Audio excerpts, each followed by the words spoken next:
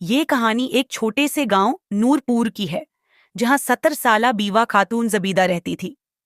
زبیدہ ایک نیک اور صابر عورت تھی، جس نے اپنی ساری زندگی دین کی خدمت اور عبادت میں گزاری۔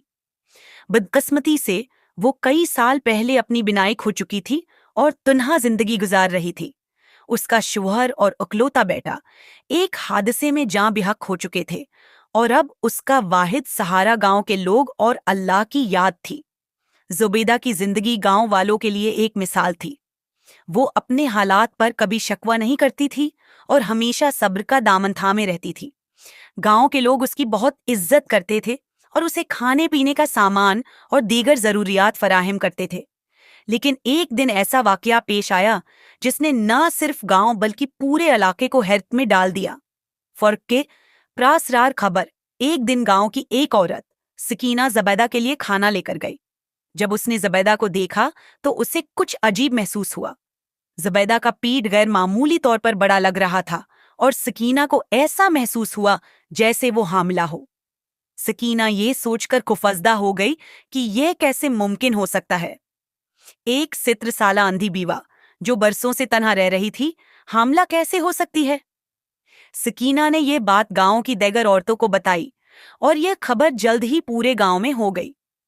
پھیل گئی۔ ہر کوئی حیرت اور صدمے میں تھا۔ کچھ لوگ زبیدہ کے گھر گئے اور اس سے اس بارے میں سوالات کرنے لگے۔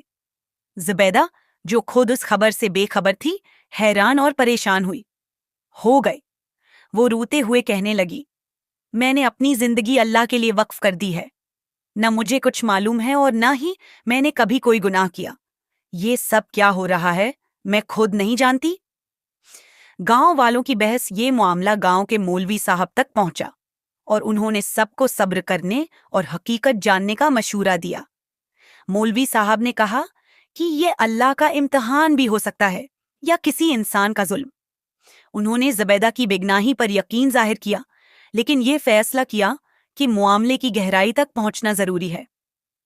طبی معائنہ گاؤں کے بزرگوں نے فیصلہ کیا کہ زبیدہ کو شہر کے ایک بڑے ہسپتال لے جایا جائے تاکہ حقیقت معلوم ہو سکے۔ ہسپتال میں ڈاکٹروں نے زبیدہ کا معائنہ کیا اور حیرت انگیز طور پر تصدیق کی کہ وہ واقعی حاملہ ہے۔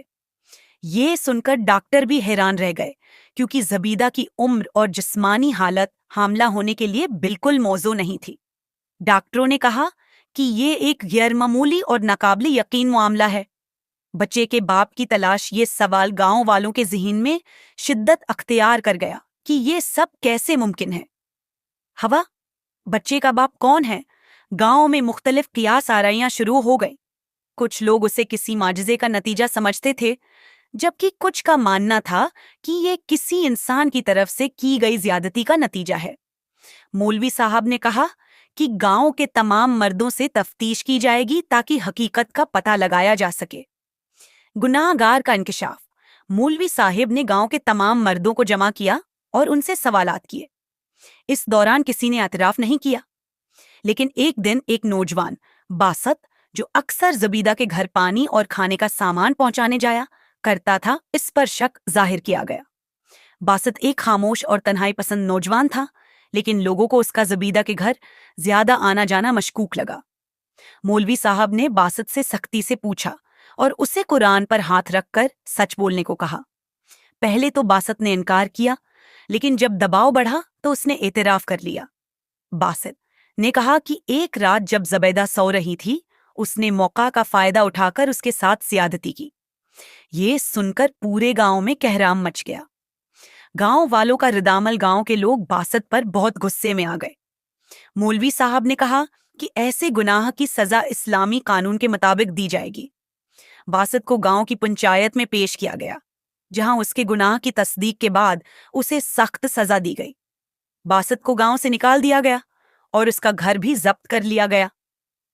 زبیدہ کا بچہ چند مہینے بعد زبیدہ نے ایک صحت مند بچے کو جنم دیا۔ گاؤں کے لوگ اس بچے کو زبیدہ کے صبر اور آزمائش کا انعام سمجھتے تھے۔ مولوی صاحب نے اس بچے کی پرورش کا انتظام کیا اور اسے گاؤں کے سب سے نیک اور نیک دل خاندان کے حوالے کر دیا۔ زبیدہ نے اپنی باقی زندگی اس بچے کے ساتھ سکون اور خوشی سے گزاری۔ نتیجہ یہ واقعہ گاؤں والوں کے لیے ایک سبق بن گیا کہ کسی پر بے بنیاد الزام نہ لگایا جائے اور مظلوم